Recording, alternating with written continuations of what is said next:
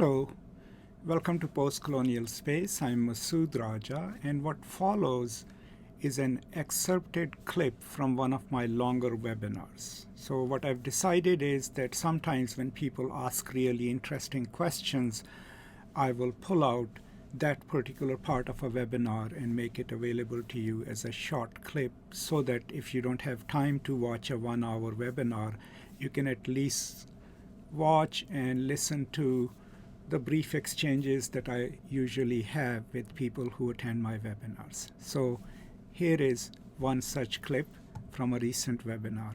I hope you enjoy it. Let's go over it. In these 3 chapters, we learn about 3 distinct cultural traditions. Okay, so chapter 11 is about the power of the spokesperson, the spokeswoman for the gods, right? What can she do? But then what are the human responses to it, right? The next chapter, actually, let me get it straight.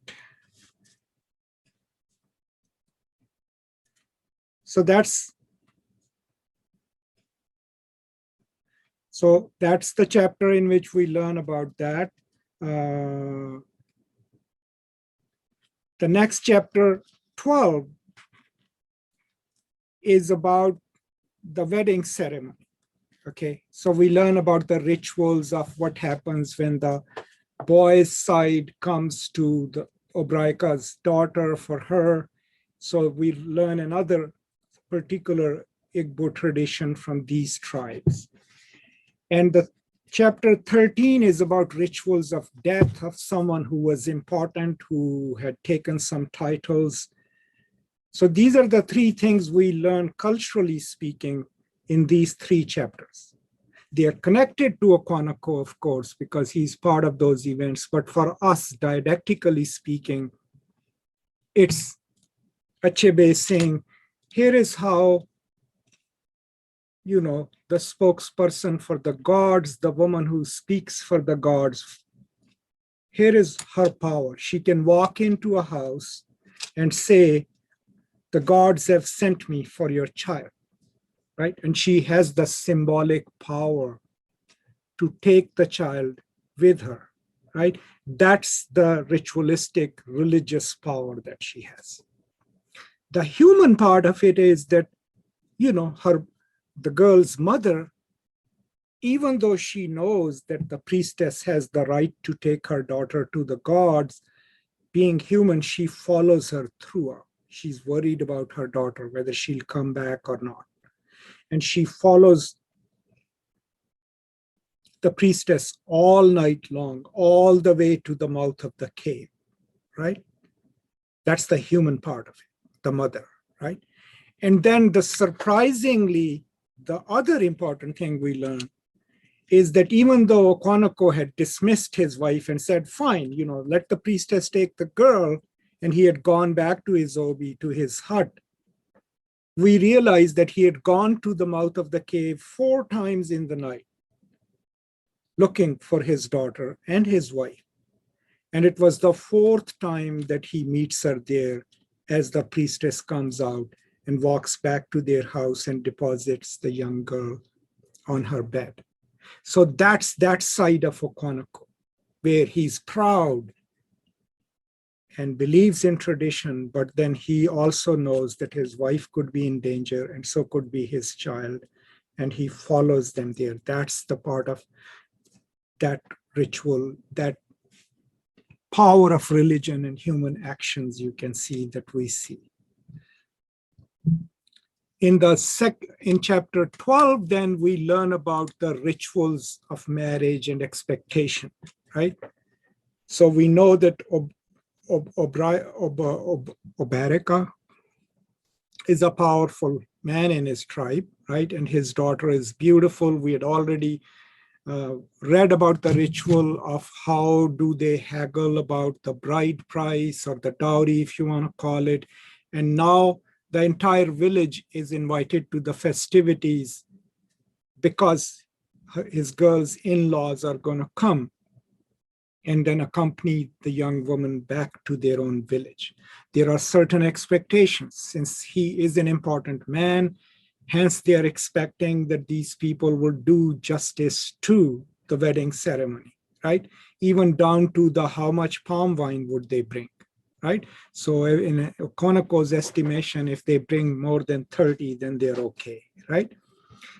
Because that is material representation of how much do they value their daughter, right? And then there is the whole ritual of women as a collective group coming together to cook. There's going to be a huge feast.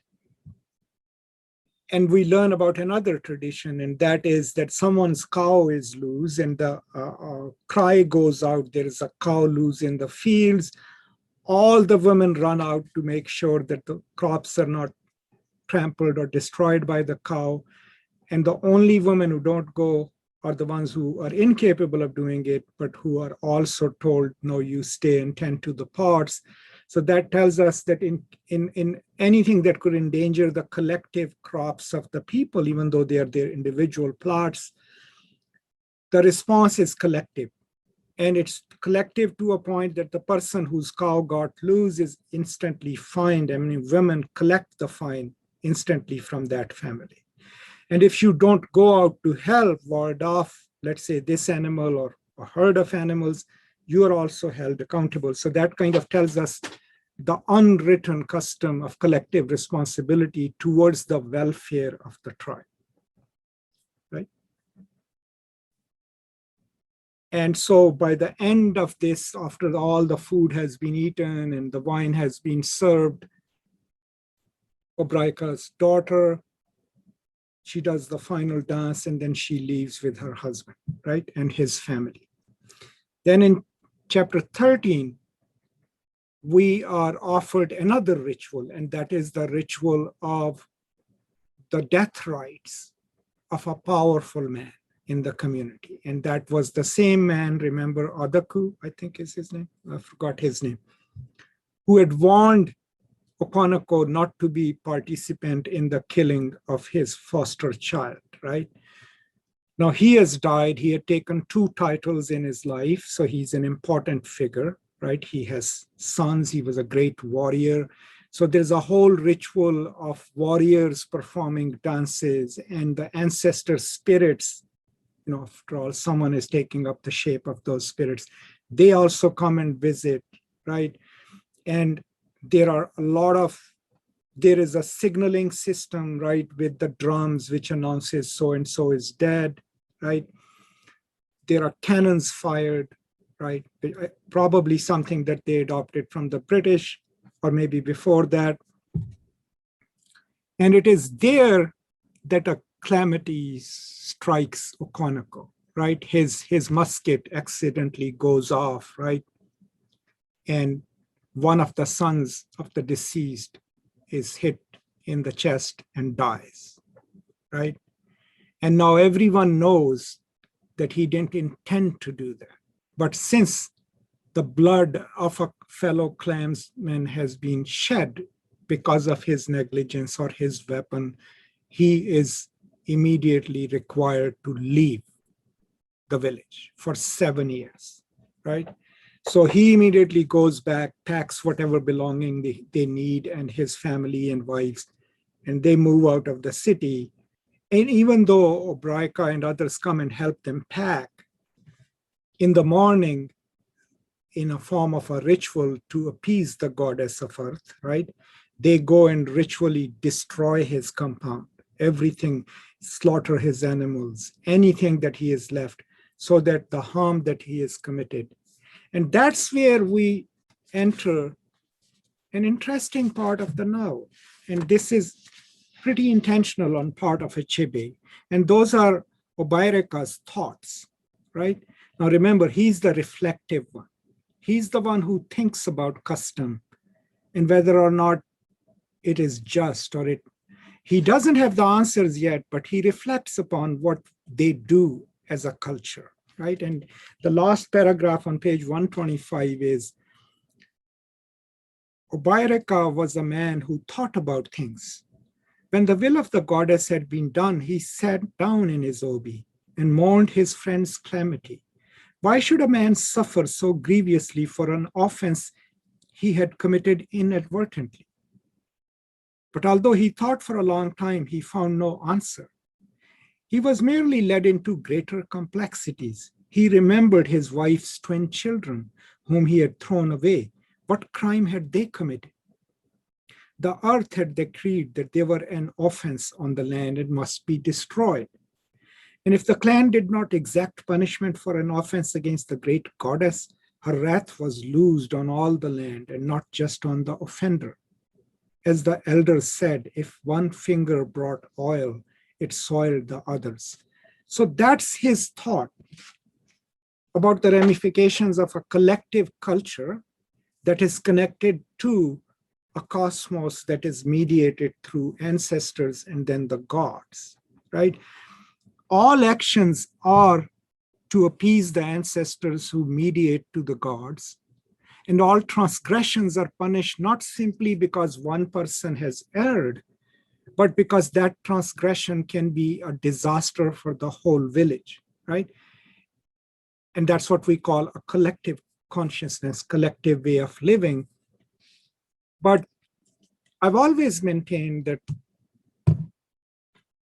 Obareka's character is the character that Achebe puts in there to give us a hint that even in this change, even in this absolute belief in this system of faith and practice, there were people who were already questioning certain things, certain practices. So this wasn't a monolithic culture where there were no dissenting thoughts or dissenting voices. We already see that Nzima's mother, despite the warnings, says, no, I'm going to follow that priestess, right? That says she following the priestess who has just taken her child to take it to the cave of the gods. And so that is an individual act within the given culture, right? So you'll see a lot of these in the story. Now, remember, when we started talking about things fall apart, what we had already discussed and learned was that Achebe is not giving us an uncomplicated, noble, savage story. No, he's telling us a complicated story of a culture that has its own customs, some of them contradictory, some of them are terrible. And within that, a flawed hero driven by pride and fear of failing. And so he's giving us a quintessential character-driven novel of the fall of Okonoko, right?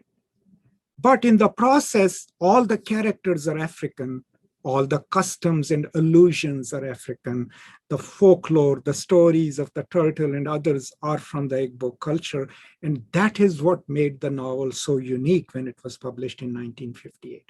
Because the previous engagements with Africa were from the European point of view, Conrad's Heart of Darkness and everything else, in which we never learned much about the African culture itself.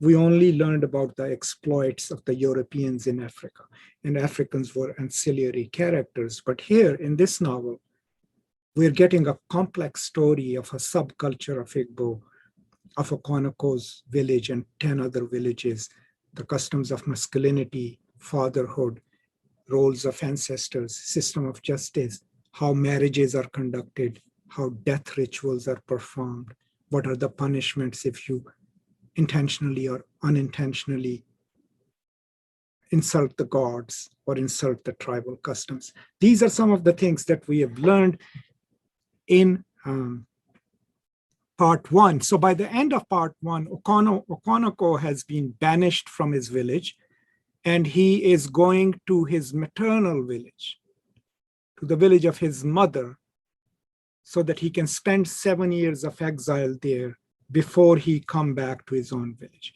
Now, what we do know is that his friend Obareka has saved all his yams and put them in his own barn. So chances are when he comes back, he will have something to fall back on. But this is a huge upset for a man whose entire social identity was built on his status in this conglomeration of 10 villages, right? So now he has to go almost like as someone humbled to his mother's people, which to him would also be a great insult, right? So that's where the story is as we finish part one. If there was not oral tradition and things follow, how do you think the traditions of storytelling would be different? That's a really good question. So think of it this way. Let's leave things fall apart.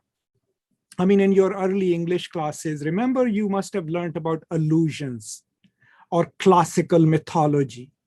So if you read any Western story, novel, they always rely on mythologies and tropes, Greek, Christian, right? The only difference here is that this is a novel which is elusive. It is using references to the folk tales, to the fairy tales, to the customs, spiritual rituals. The only difference is that these are not Western mythologies. These are not Western cosmologies. These are cosmologies of a native tribe, the Igbo tribe, their customs, their traditions, right? And I think that's also something that makes the novel special, right? Because it is telling a story in English, but its allusions, its cultural matrix, its cultural mythologies, they all come from the native culture. That's why, Things Fall Apart was a huge success when it came out. Because formalistically, technically, it is a Western novel. It has all the elements of it, right? Suspense, a strong character, right? Character-driven novel, allusions, right? Rituals, right? But at the same time, all of that is within an African subculture. Thank you so much for watching or listening to this brief clip. If you are interested in the longer version, the link will be in the description and you can watch the whole webinar. Thank you so much for your support. And as always, if you have any questions, any concerns, you can always post them in the comments and I'll be happy to respond to them. If you have a moment and if you haven't subscribed to the channel yet, please do so now so that you get timely notifications of whatever is happening on this channel. Thank you for your support. Stay safe, and as always, from me to you, peace and love.